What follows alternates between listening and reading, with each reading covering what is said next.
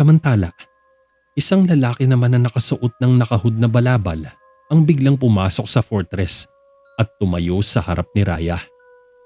Nasa tabi ni Raya ang batang druid na si Elias na siyang gumaganap at kumakatawang kanang kamay ni Raya matapos itaas bilang general ng hukbo ni Byron na siyang nagpapalakas naman ngayon sa kanilang opensa. Nakatayo ito sa left side ni Raya. Ang saya na makita kang muli, Arik. Nakangiting bati ni Raya. Tinanggal ni Arik ang hood pabalik. Napansin ni Elias ang simbolo ng druid sa ibabang bahagi ng leeg nito. Ikinararangal kong makatrabaho ka, binibining Raya. Sabay nagbow si Arik sa harap ni Raya. Inanyayahan ni Raya ang makapangyarihang druid sa kanyang fortress bilang panimula ng kanyang binabalak para humiling ng isang pagpapakita ng kanyang kapangyarihan. Obligado naman ang druid na ipakita ito sa mataas na saserdote bilang pagrespeto niya sa nakatataas na mangkukulam. Ang iyong pagdating ay lubos kong inaabangan.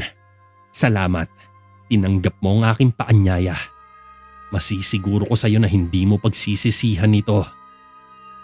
Sumulyap si Arik kay Elias. Ipinagmamalaki ko rin ang iyong kapangyarihan kahit na ang lahat ay hindi naniniwala. Dagdag pa ni Raya. Maaring maniwala ang mga tao ayon sa gusto nila at sa kanilang mga nakikita. Sambit naman ni Arik. Oh, marahil lang ilang maliit na patunay ng iyong mga talento ay isang utos. Pero pagkatapos ng lahat, ang mga makakakita ay siyang maniniwala, hindi ba? Saad ni Raya. Hindi ako isang payaso, binibini. Ngunit ako'y gumaganap bilang kinatawan ng pagpapamalas ng talento na higit pa sa mga payaso. May pagpapakumbabang sabi ni Arik. Siyempre hindi. Iisipin na lang namin na ito'y talento mo bilang pagpapakita ng isang mahusay na pagtatanghal. Patayin mo ang mga apoy na yan. Utos ni Raya kay Arik. Pero binibini, kailangan ko munang Napatigil sa pagsasalita si Raya nang itinapat ni Raya ang daliri sa bibig. Pagbigyan mo na ako, malumanay na sabi ni Raya. Walang nagawa si Arik kundi titigan ng 4 na sulong nakatayo sa ibabaw ng karpet na nakapalibot sa harap ng fortress ni Raya. Itinaas ni Arik ang kanyang kamay. For Fleoje! Sa isang iglap ay namatay ang mga apoy. Hanga-hanga talaga. Sino ngayon ang magkakaila sa iyong kapangyarihan? Nagdala ng kahon ng isang gwardya kay Raya. Nakilala ni Arik ang simbolo sa ibabaw nito. Tumayo si Raya para buksan ang kahon. Sinubukan ni Arik na umatras, ngunit hinawakan siya ng mga kawal. Awex tu meteterfenda, tigetutone, Draikaraefte datinan de orka mode gefilt. Sapilitang pinaluhod ni Arik ang mga tauhan habang taimtim na umuusal ng mga orasyon si Raya sa harap ng mahiwagang kahon. Nakiusap si Arik na wag itong gamitin sa kanya ngunit ginising pa rin ni Raya ang nilalang na tinatawag na Geyan Kanak. At nanlaki ang mga mata ni Arik nang dumungaw ang maitim na ulo mula sa kahon.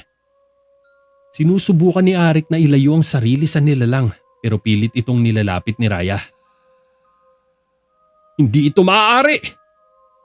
Habang nagpupumigla si Arik ay pinipilit naman siya ng mga tauhan na isubasob sa sahig. Pakiusap, Raya! Aking binibini! Nakikiusap ako sa'yo! Nakikiusap ako sa'yo! Pagsusumamo ni Arik nang halos dumikit na ang mukha niya sa sahig. Maya-maya pa'y isang itim na slag ng parasite ang biglang dumulas mula sa kahon. Tumalon nito kay Arik at dumapo sa kanyang muka. Pinuluputan nito ang buong muka ni Arik at halos ikasawi na ni Arik dahil nahirapan siyang huminga nang matakpan ng kanyang bunganga at ilong. Nabuwal si Arik patihaya sa sahig habang sinusubukang tanggalin ang madulas na nilalang na parang malaking linta kung kumapit. Nang hindi na mahinto ang pagpupumiglas ni Arik, ang nilalang ay biglang dumulas sa mukha ni Arik at tumalon sa isang pader. Lumayo ito matapos maabsorb ang lahat ng piraso ng mahika ni Arik. Bumalik si Raya sa trono habang nakahilata pa rin si Arik at di na gumagalaw pagkatapos ang marahas na sunggab ng itim na nilalang. Patay na ba siya? Tanong ni Elias na gulat sa nakita. Kung gusto ko siyang patayin, nilagyan ko na lang sana ng espada ang bituka niya. Sarcastic na wika ni Raya. Maya-maya ay nagulat ang lahat nang huminga ng malalim si Arik. Tinulungan siyang tumayo ng mga tauhan ni Raya. Huwag ka mawala ng pag-asa, Arik. Malapit na tayong matapos kung gagawin mo sa akin ang pabor ng muling pagsindi sa sulong yan. Wika ni Raya. Alam mo, hindi ko kaya. Halos mangyak-ngiyak na tugon ni Arik. Nakaramdam na ito ng phobia kay Raya at nagkamali siya ng inaasahan na mainit na pagtanggap. Para sa kapakanan ng ating pagkakaibigan, sambit ni Raya. Nagpumigla si Arik sa mga tauhan at nakawala naman siya sa mga ito. Tumitig siya ng matalim kay Raya. Hindi ko ipapahiya ang sarili ko sa harap mo. Pero hindi ganito ang inaasahan ko. Isa akong respetadong druid. Kailangan ko ng konsiderasyon. Galit na sabi ni Arik. Gagawin mo. Oo, kung gusto mo pang makitang buhay ang pamilya mo. Babala ni Raya. Nanlaki ang mga mata ni Arik at tumingin sa mga sulong pinatayan niya ng apoy. Baelon Braine. Napipilitang usal ni Arik ngunit agad na napailing si Raya sa nakakadismayang ginawa ni Arik. Hindi na nito magawang sindihan ng apoy ang mga sulo. Ulitin mo pa kung gusto mo mabuhay sila. Malakas na sigaw ni Raya kay Arik. Ngunit alam ni Arik na kahit anong gawin niya, hindi nagagana ang kanyang mahika sapagkat sinipsip na ito ng mahiwagang nilalang na yon. Baelon Braine! Napapaiyak na si Arik dahil sa labis na takot. Sumenya si Raya sa mga tauhan na ilayo siya. Isa siyang tapat na tauhan. Ngunit tinanggalan mo siya ng sariling mahika. Hinayaan mong mawala sa iyong isang makapangyarihang kaalyado. Mariing kinwestiyon ni Elias ang marahas na aksyon ni Raya at ipinaalala sa kanya na sa pamamagitan ng pag-alis ng kapangyarihan kay Arik ay nawalan na siya ng isang tapat na tauhan. Pero tila hindi man lang nababahala si Raya sa babala ni Elias dahil sa una pa lang ay gusto na talaga niyang alisin ang kapangyarihan ni Arik para malaman kung gagana ba ang plano niya. Walang kaalam-alam si Elias na pakay ni Rayang manalo sa digmaan sa pamamagitan ng paggamit ng Giancanak upang alisin ang mahika ni Javier. Nang sa gayon ay parang ninakawan na rin ng kapangyarihan si Haring Jericho na manalo sa laban. Siguro, ngunit ngayon alam natin na ang digmaan ay maaari nating may panalo sa pamamagitan ng paraang yon. Magiging walang kwenta si Jericho kung mawawala si Abner at mawawala naman ng silbi si Abner kung wala ang kanyang mahika. Matalinhagang wika ni Raya na nakangising tumingin kay Arik bago pagsarahan ng pinto. Makalipas ang 3 araw, habang malalim ang gabi sa Terraveda, isang gwardiya ang lumabas sa isang tunnel na may dalang sulo at lumiko sa kanan patungo sa masikip na lagusan. Nagpapatrolya ito sa bakuran para siguruhin na walang sino man ang makalusot sa kanilang teritoryo. Subalit lingid sa kanyang kaalaman, nang makalagpas na siya sa lagusan ng isang Saxon warrior na nakabalabal ang lumusot sa pasilyong dinaanan niya, dalang isang kahon na naglalaman ng Giancanak. Pumasok ito sa lagusan kung saan tinagusan ng gwardiya at dali-daling nagtungo papasok sa ibabang bayan. Samantala, habang nagkakasiyahan sina Haring Jericho sa tavern, hindi nila namamalayan na nalusutan na pala sila ng estranghero kung saan malaya nitong napapakawala ng itim na nilalang na kumitil ng kapangyarihan ni Arik. Abala si Haring Jericho sa pag-aliw sa mga tao sa bahay inuman kung saan nakakalaro niya ng sugal si Javier. Inaalog niya ang tasa ng dice sa harap ni Javier. Lumingon sa kanyang pagliko at nahulog ang 2 dice sa maliit na mesa kung saan lumabas ang pattern ng 1 at 2. Natuwa ang mga nanonood sa kanila nang makakuha siya ng 3 puntos. Ayos! 3! Pagmamalaki ni Haring Jericho sa nakuhang puntos. Naghiyawan naman ang mga tao sa loob ng bahay inuman nang umiling si Javier na tila hindi bilib sa puntos ni Haring Jericho. Dahil dito, napatawa tuloy si Ramon na siya na gumaganap na bangka sa munting palaro. Huwag ka mag-alala, Javier. Pagre-retuhin din kita mamaya. Pangaasar pa ni Haring Jericho kay Javier. Siyempre, dapat ganun ka din, tugon ni Javier. Hindi ka hiya-hiya ang hari kahit pamatalo pa ng isang lingkod. Pero ang problema, kung saan ka na ngayon mangungutang? Wika ni Haring Jericho at nagtawanan uli ang mga tao sa bahay inuman. Nag-enjoy silang lahat sa pakikisama ng batang hari sa munting palaro nila. Isang hari laban sa naglilingkod sa kanya. Ano kayang mararamdaman ni Michelle pag natalo kita? Saad ni Javier. Mas lumakas ang tawanan ng mga tao sa tavern. Hindi nakasagot si Haring Jericho habang tinatawanan lang siya ni Javier. Natutuwa ito nang makuha ang suporta ng mga tao. Kumuha si Javier ng isang maliit na dakot ng silver coins at ibinuhos itong lahat sa plato.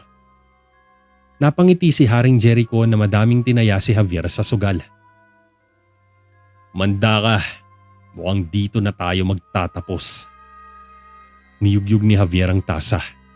Nilapit ito sa kanyang bibig tsaka hinipan ng dice sa loob. Ang kanyang mga mata ay kuminang nang hindi napapansin ni Haring Jericho.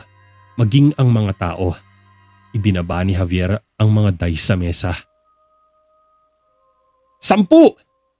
Sambit ni Javier nang lumabas ang pattern ng 2-5. Napabusangot tuloy ng muka si Haring Jericho na tila hindi makapaniwala sa resulta ng paghagis ni Javier sa mga dice. Isang maliit na ngiti ang pinakita ni Ramon. Nagpanggap naman si Javier na hindi siya makapaniwala na napagulong niya ang 10 sa mesa. Naghiyawan ang mga tao. Lumapit kay Javier si Haring Jericho na hindi tanggap ang kanyang pagkatalo. Nakangiting dinadampot ni Javier ang mga barya sa mesa. Kasama na ang mga napanalunan niya. Magsaya ka lang, Javier. Pero tandaan mo, sinuwerte ka lang ngayon. Hindi na ito mauulit. Bulong pa ni Haring Jericho. Ngumiti lang si Javier na halos kinainis naman ng batang hari. Sa kabilang dako, pumasok ang 2 kabalyero sa isang pintuan at naglakad sa koridor. Ang lalaking may dalang kahon ay lumabas mula sa likod ng pinto at kaswal na naglakad sa koridor patungo sa pinto sa dulo kung saan tagumpay siyang tumagos sa bayan ng walang nakakapansin. Binabaybay niya ng matulin ang daan patungo sa bahay ng manggagamot. Tahimik na pumasok ang lalaking may dalang kahon sa bahay habang si Mang Rigor ay natutulog sa ibabaw ng desk niya. Narinig niya ang pagbukas ng pinto at nagsimulang mag-angat ng ulo. Dinampot ng Saxon warrior ang isang bato na nakalatag sa kabilang lamesa habang lumalapit sa naalimpungatang matanda. Patuloy lang ang sugal sa bahay inuman. Panay-ngiti pa si Javier habang inaasar si Haring Jericho na walang kamalay-malay na pinipitikan na pala ng mahika. Mabilis na hinagis ni Haring Jericho ang mga dice sa lamesa. Nakakuha ito ng 4 puntos matapos lumabas ang pattern ng 3 at 1 kung saan hinulaan pa naman niya na 12 ang lalabas bago pa niya ihagis ang mga dice. Sumingkit ang mga mata ni Haring Jericho samantalang pumeke lang ng ubo si Javier. Nakangising hinihimas ni Javier ang lalamunan habang nakatingin sa mga dice. Napikon naman si Haring Jericho.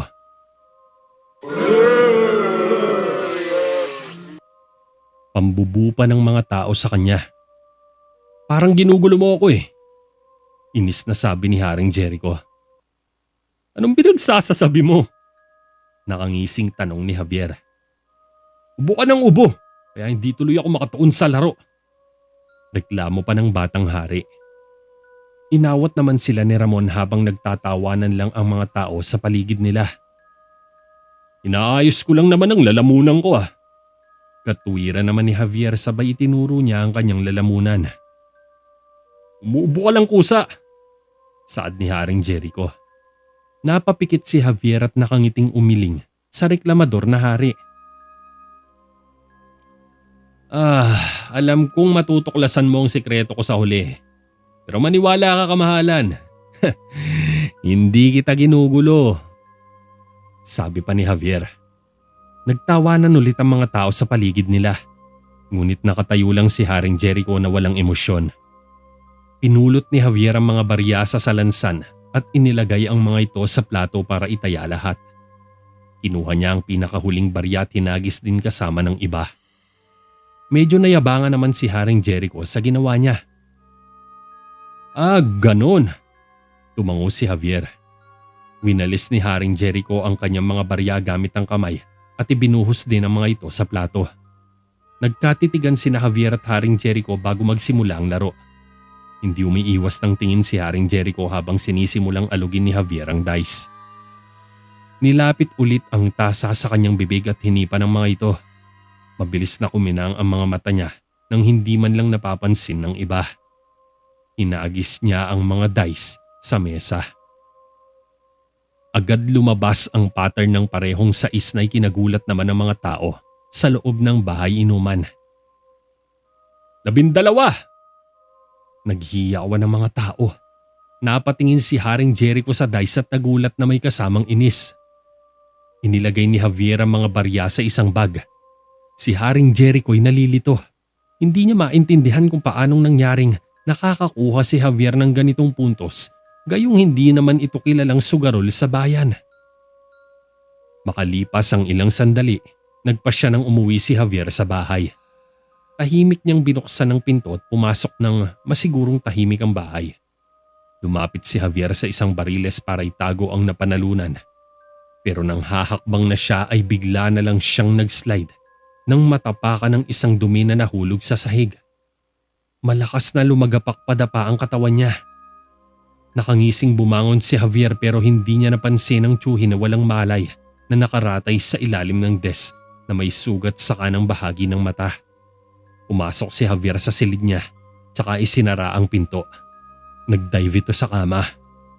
Inilagay niya ang supot ng pera sa side table at hinayaan ng kanyang braso na nakabitin sa gilid. Ang kahon ay nasa ilalim ng kanyang kama at nakabukas ang takip. Matapos mapatulog si Mang Rigor ay inilagay ng Saxon warrior ang kahon sa ilalim ng kama ni Javier na agad ding kumaripas palabas matapos maiset ang kahon. Habang inaagaw ni Javier ang antok ay biglang may sumirit na ingay at dumulas ang nilalang. Narinig ni Javier ang pagsirit kaya napaupo siya sa kama. Tumingin siya sa buong paligid. Hanggang sa mapadako ang tingin niya sa pinto kung saan namataan niya ang Gian Canak na parang tukong nakakapit sa pinto.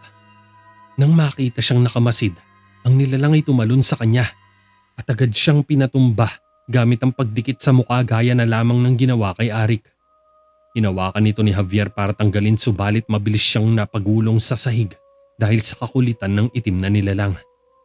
Sa kabutihang palad ay natanggal din ito ni Javier at binato sa pader. Nahihirapang huminga si Javier. Ang nilalang ay nagsimulang gumalaw patungo sa kanya. Kaya dala ng takot ay napaatras si Javier papunta sa isang bariles. Ngunit nang muli itong tumalon ay biglang pumasok si Mang Rigor na may dalang pala at hinampas ito. Tumilapon ang nilalang sa labas na mabilis na nang hina at dahan-dahang gumapang palabas ng bahay papunta sa maliit na siwang ng imburnal. Mabilis na nilapitan ni Mang Rigor si Javier na medyo nahihirapang huminga. Javier, ayos ka lang. Pag-alala ng matanda. Malalim ang bawat hugot ng hininga ni Javier. Napatingala ito sa tiyuhin matapos mabawi ang hangin sa katawan niya. Iyo, ang ulo mo. Tinuro ni Javier ang maliit na hiwa. Dapat mong magamot yan. Dagdag pa ni Javier na agad na himatay matapos manghina. Makalipas ng ilang sandali, nasa kama si Javier habang pinupunasan ni Mang Rigor ang noo niya gamit ang isang basahan. Nagising si Javier dahil sa lamig ng kamay ng tiyuhin. Bumangon ito at tinignan ng matanda. Mabuti, gising ka na. Bungad ni Mang Rigor. Ano nangyari? Anong bagay na yun? Sunod-sunod na tanong ni Javier sa tiyuhin. Kagagawa na naman ito ni Raya. Sigurado ako doon. Malamang ay naipaalam na ni Elias sa kanyang lihim mong kapangyarihan.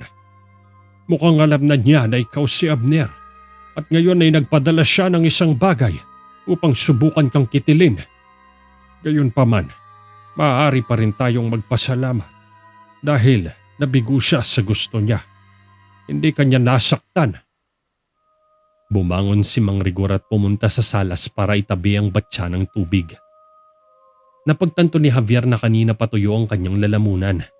Lumingon siya sa kaliwa at tumingin sa tasa na nakapatong sa side table ng kama niya. Inabot niya ang tasa gamit ang kaliwang braso niya, ngunit dahil sa distansya hindi niya ito maabot, kaya gumamit siya ng kapangyarihan. Stragat! Nagtaka si Javier nang walang nangyari. Ni hindi man lang gumalaw ang tasa kahit 1 pulgada. Ikiniling niya ang kanyang ulo at sinubukang muli ito. Strangat! Ganun pa rin. Walang nangyayari.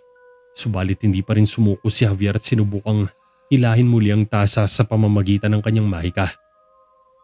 Strangat! Wala pa rin nangyari. Naguluhan si Javier at tumingin sa direksyon ng tiyuhin.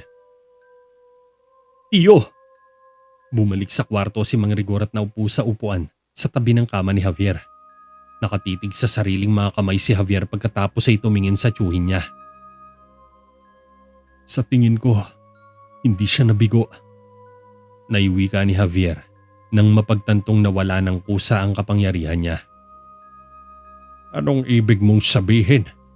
Pagtataka naman ng tiyuhin. Nawala ang mahika ko. Tugon ni Javier na ikinagulat naman ni Mang Rigor. Matapos nito'y agad silang lumabas ng silid para alamin at pag-aralan kung paano nangyari ang lahat. Nakalatag sa mesa ang kahon na pinaglagyan ng nilalang. Si Mang Rigor ay abala sa pagbabasa ng libro habang si Javier ay nakatingin lang sa labas ng bintana. Tignan mo. Ito. Lumapit naman si Javier sa kanya para tignan kung ano ang nahanap niya. Ipinakita ni Mang Rigor ang imahe ng itim na nilalang at kung anong katangian at kakayahan nito na naiiba sa mga nilalang. Ito ay tanda ng Geyan Kanak. Sambit ng matanda. Geyan Kanak? Hindi ba't yan ang dating wika ng lumang relihiyon tuwing gumagawa sila ng ritual? Di ba? Gulat si Javier na may halong pagtataka sa natuklasan. Sinabi mo pa. Tumalungko si Javier sa tabi ng tiyuhin. Ang Geyan Kanak ay isang nakakatakot na nilalang na pinanday ng mga luha ng lupang inang si Corazon. Nilalamon nitong mahika ng iba. Ang trabaho nito ay ang pag-aalis sa kanila ng kanilang kapangyarihan. Ito ang pambihirang kakayahan ng Geyan Kanak. Pahayag ni Mang Rigor. Akala ko lahat ng ganyang nilalang inawasak na noong kasagsagan ng dakilang paglilinis. Wika ni Javier. Mukhang lahat. Ngunit maliban sa isa. Tugon ni Mang Rigor na bakas ang kaba sa muka. Samantala, nagumpisa ng salakayin ng malaking hukbo ni Raya ang isa sa mga garrison ng Terveda sa Stowell. Inatake ng pinagsamang lakas ng mga Saxon warrior at mga barbaro ang mga kabalyerong nakadispatch sa nasabing garrison. Bawat kabahayan ay sinunog nila. Wala silang kinaawaan, lahat ay binubura nila. Mapabata man o matanda ay sapilitang hinihila palabas sa mga tahanan at walang habas na ginugulpe ng mga walang pusong alipores ng mangkukulam. Nakatingin lamang si Raya buhat sa malayo habang nagaganap ang madugong masakir na nangyayari sa loob na at labas ng garrison. Lumapit sa likod niya ang batang druid na nagmula sa madilim na sulok. Napapalibutan na ang buong garrison, ulat ni Elias. Mabuti, handa ka na ba? Tanong naman ni Raya. Handa na ako. Niabot ni Raya ang kamay niya. Kinuha ito ni Elias. Kasunod nito ay iniyukayok niya ang mga ulo at nagsimulang umawit ng isang lumang orasyon. Turminum gewaldeon di tinumaigen geklipatue toneliegda ayalowa awestat. Itinaas niya bigla ang kanyang mga ulo nang kuminang ang mga mata at nagkaroon ng pagkakaiba ng kulay. Ginamit nila ang kanilang pinagsamang mahika upang maglunsad ng napakalakas na atake sa pamamagitan ng isang napakalaking bolang apoy upang wasakin ang garrison. Matapos ang seremonya, isang bola ng apoy ang umangat sa hangin at tila kanyon na bumaril patungo sa garrison. Para itong nagmistulang bulalakaw na sumabog matapos bumagsak sa isang kariton. Ang mga tao ay napatalon sa lupa at napagulong sa daan sa lakas ng impact. Marami sa kanilang nasawi ngunit may iba din na pinalad na mabuhay matapos ang napakalakas na pagsabog. Ngunit gumagapang silang putol ang mga kamay at braso nang mabagsakan ng tumalsik na bato na nanggaling sa lagablab ng bolang apoy. Sa paligid ng garrison, makikita ang malaking labanan na nagaganap sa pagitan ng mga kabalyero at barbaro. Sa pangunguna ni Kael kasama ang iba pang kabalyero ay lumabas sila sa isang tunnel para resbakan ng mga kabaro. Sinalakay nila sa likod ang mga kalaban na hindi na nakabantay sa kanilang pagdating. Parang langgam na nilamon ng mga kabalyero ang grupo ng mga barbaro sa side tunnel ng garrison. Pinagpapatay ang mga makitang kalaban hanggang sa mapaatras nila ang mga ito papunta sa bridge gates. Ngunit habang umaatras, biglang lumitaw si Rambo sa unahan ng mga barbaro. Ang pangkat nila ang unang lumusob sa garrison matapos ang senyas ni Byron na lumilibot sa paligid ng nayon. Winasiwas ni Rambo ang palakol sa ere na animoy naghahamon sa sino mang maglalakas loob na tumapak sa gitna. Napangising aso si Rambo nang matapang na lumapit si Kael para harapin siya sa laban. Mas lalong yumabang ang damuho habang kinukumpas-kumpas ang mahabang palakol sa hangin. Kung pagmamasdan sa ere, makikita sa ibaba ang isang nakapaikot na grupo ng mga kabalyero at mga barbaro. Tila naghalo-halo na ang mga ito upang panoorin lamang ang magaganap na duelo ng dalawang mandirigma. Sa gitna nila ay parehong nakatayo sina Kael at Rambo. Maluwag ang kalye at malaki ang distansya ng dalawa na mandirigma sa laban. Pareho silang nakasuot ng makakapal na baluti at ilang armor garbs. Pareho silang magkatitig na dalawa at parehong matalas ang tinginan sa isa't isa. Subalit tila kumpiyansa si Rambo na mananalo ito sa laban. Maya-maya pa ay magkasabay na silang pumorma. Sabay-sabay naman na nagsigawan ng mga kalalakihang nakapalibot sa kanila nang dahan-dahan silang umikot sa gitna ng kalye. Minamasid ang bawat galaw. Maingat sa bawat apak sa lupa at kumakaway-kaway ang mga kamay habang winawasiwas sa hangin ng mga sandata. Biglang huminto si Rambo at inilagay ang palakol sa kanyang balikat tapos ngumiti kay Kael. Mukhang lumalakas na ang loob ng mga daga na harapin ang gaya kong mandirigma. Mayabang na wika ni Rambo. Nagtawa na naman ang mga kasamahan nito sa pangungutya niya kay Kael na nakatuon lang ang isip. Kung ganun, etong dagang to ang siyang bubura sa'yo sa mundo. Biglang sumugod si Kael. Nagulat si Rambo sa bilis ng kabalyero. Sinangga niya ang atake ni Kael. Dito na nagsimulang magkapalitan ng mga taga ang dalawa. Kaliwat kanang taga ang na-block ni Rambo subalit sadyang mabilis si Kael. Nagmistulang sayaw ng impyerno ang kanyang ginagawa. 4 na hiwa ang nakakapasok sa sikmura at tagiliran ni Rambo. Napaatras ito, subalit sumugod ulit dahil ayaw mapahiya. Hindi tanggap ng pride ng barbaro ang nagawang insulto ni Kael sa kanya. Matapos masalagang huling atake ni Kael, hinawakan kaagad ni Rambo ang braso ni Kael at hinila. Lumipad ang kaliwang siko ng binti ni Kael papunta sa makintab na ulo ni Rambo. Sinalubong ito ng siko ni Rambo at hindi pa rin binibitiwan ang braso ni Kael. Lumapit si Kael ng ilang dipa pero umatras naman si Rambo para ma-maintain ang distansya niya.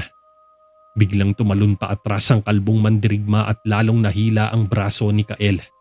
Nadala si Kael subalit tinakpan naman niya ng kabilang kamay ang mukha ni Rambo. Lumipad ang sipa ni Rambo ng 3 beses sa tagiliran ni Kael at mabilis na umikot para ibalibag ang kabalyero. Animoy nag-backdive si Kael pero hindi tumama ang likod niya sa lupa dahil nakalapag ang mga paa niya bago pa bumagsak ang katawan niya. Nagulat si Rambo sa ginawa ng kabalyero. Naghagis ng taga si Rambo papunta sa balikat ni Kael ngunit nasalag ito nang umikot ang braso ni Kael at dito sila naghiwalay matapos magkalansingan ng kanilang mga sandata. Nakakatawa ka naman daga. Hindi ko akalain ganito ka pala kagaling. Ilang keso ba ang kinain mo para bumilis ang kilos mo? O baka naman mahilig kang magpakasasa sa mga babae. Mali ba? Pangiinsulto ni Rambo matapos ang maikling papuri kay Kael. Nabura kaagad ang ngiti ni Rambo nang iwasiwas ni Kael ang espada na may bahid ng dugo ni Rambo. Tumalsik ang ilan sa mata ni Rambo. Naging seryoso na ulit ang kalbo dahil mas masahol pa sa duraang natamo niya. Galit na sumugod si Rambo. Meron itong maliit na punyal sa tagiliran niya at tinukot. Hinanda naman ni Kael ang sarili. Pareho silang tumakbo palapit sa isa't isa. Sumisigaw at nanlilisik ang mga mata nila. Hinagis ni Rambo ang punyal papunta kay Kael. Inilagan lang ito ni Kael at tinamaan ang kasamahan ni Rambo sa leeg. Natumba itong umaagos ang dugo sa leeg. Nagharap ang kanilang mga sandata at sa lakas ng kanilang mga hampas, animoy magkakrak na ang mga ito. Hindi na nagaksaya pa ng oras si Rambo at nagpakawala ito ng mabibigat na mga suntok na siya namang iniwasan kaagad ni Kael. Mabibilis ang mga suntok ni Rambo na parang mga pako na pumupukpok sa hangin, subalit wala ni isa ang tumama kay Kael. Hinablot bigla ni Rambo ang baluti ni Kael at tumalon. Akmang ipapatama na nito ang kaliwang tuhod sa panga ni Kael nang masalag ito ng isang braso ni Kael kasunod ang pagtulak ng mga kamay ni Rambo pababa. Nabitawan nito ang baluti ni Kael. Mabilis na bumato ng sipa si Kael gamit ang kanang paa at sumalpok ito sa kaliwang pisngi ng kalbo. Napaatres ito nang tumabingi ang mukha niya. Lumabas kaagad ang dugo sa bibig ni Rambo pero dinura niya ito kaagad. Pagtingin ni Rambo ay nagulat ito nang nasa harapan na nito si Kael. 2 suntok sa mukha pa ang tumama kay Rambo. Sumabay ng suntok ang barbaro pero umiwas lang si Kael at kasunod ang paghampas nito ng hawakan ng espada sa liig ni Rambo. Napaatras si Rambo dahil parang hindi ito makahinga subalit sumugod pa rin si Kael at tinadyakan si Rambo sa dibdib. Sa lakas ng sipa, natumba si Rambo at gumulong ng ilang paulit-ulit pa atras sa mga kasamahan niya. May nangahas na tumulong kay Rambo subalit tinampas niya lang ito ng puwet ng palakol. Galit na tumayo si Rambo sabay tumitig ng masama kay Kael. Nanlilisik ang mga mata nito na animoy isang tigre na handang sagpangin ng kaaway. Matalim din ang titig ni Kael na parang si kamatayan na gustong humugot ng kaluluwa. Tila nag-iba na ang mga ora ng dalawang magkatunggali. Napalitan ng nag-aapoy na galit ang kanilang mga puso. Naglakad palapit si Kael na sinundan naman ni Rambo. Nakahanda ang palakol nito sa kamay. Inanda naman ni Kael ang sarili. Sumigaw si Rambo habang sumusugot at gayon din ang ginawa ni Kael. Nagswing ang palakol sa hangin. Lumiyad ang katawan ni Kael nang nagpaslay dito. Tumalsik sa isang kariton si Rambo nang biglang sinipa ni Kael ang likod ng mga paa nito.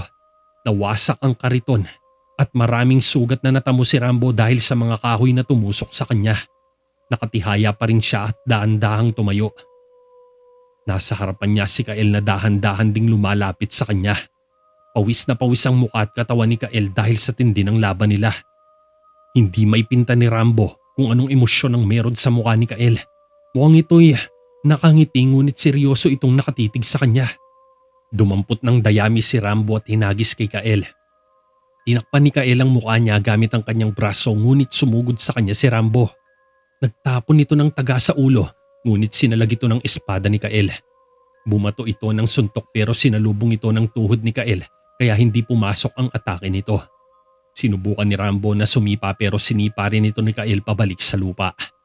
Hindi na makapalag si Rambo. Winasiwas muli ang palakol, subalit tumama ang palakol sa isang poste na malapit sa kariton. Wasak ang poste sa lakas ng hampas ni Rambo. Tinangka itong bunutin ng kalbo pero sinipa siya ni Kael sa dibdib. Bumagsak si Rambo pabalik sa wasak na kariton. Dumampot ito ng kahoy at hinataw kay Kael. Tumama ang kahoy sa isang kasamahan nito nang makayuko si Kael. Hilong natumba ang barbaro. Galit na sumugod si Rambo subalit isang roundhouse kick ang nagpabalik sa kanya at tumilapon sa isang bahay. Parang sinampal ang likod ni Rambo nang dumamba ang katawan nito sa konkretong bahay. Bagsak itong napaupo sa lupa na hinang-hina. May dugo pang lumalabas sa bibig niya matapos ang natamong malakas na atake. Dahan-dahan na lumapit si Kael. Agad gumapang si Rambo upang kunin ang palakol na nahiwalay sa kanya pero tinapakan ni Kael ang kamay nito. Napahiyaw sa sakit si Rambo ngunit tinadyakan nito ni Kael sa muka. Napasandig ang kalbong barbaro sa pader ng bahay. Wala itong magawa para lumaban pa. Bugbog sarado na ang katawan niya sa matinding paranas ni Kael. Itinaas ni Kael ang espada niya sa ere at handa nang tapusin si Rambo. Tumitig lang si Rambo sa kanya na duguan ng bibig habang malawak ang ngiti sa muka. Sabi ko sa'yo, ang dagang itong tatapos sa'yo. Binagsak ni Kael ang espada diretso sa dibdib ni Rambo at hindi ka agad nakareak ang kalbong barbaro. Ilang segundo itong sumuka ng dugo bago nawalan ng sariling hininga. Nagsigawan at nagtaasan ng mga espada ang mga kabalyero sa tagumpay ni Kael sa laban. Sinugod nila ang hindi makaimik na mga barbaro at tinulak silang lahat sa kanilang kamatayan. Mas lalong nagkaroon ng pag-asa ang nasa panig ng mga bughaw kaysa sa pulang mapang ibabaw.